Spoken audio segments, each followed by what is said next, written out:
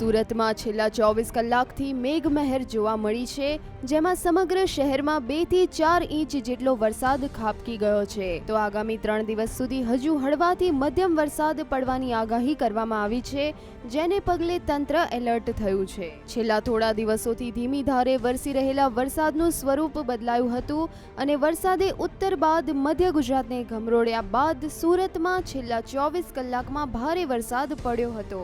24 કલાકમાં 100 મિલીમીટર એટલે કે 4 ઇંચ વરસાદ વરસતા સમગ્ર શહેર પાણી થઈ ગયું હતું. ભારે વરસાદમાં ટ્રાફિક જામના દ્રશ્યો પણ સર્જાયા હતા.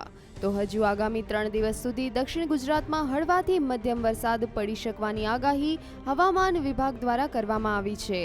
તો ગુજરાતના 25% જેટલા વિસ્તારમાં ભારે વરસાદ પણ પડી શકે છે, જેને કારણે તંત્ર એલર્ટ બની ગયું છે.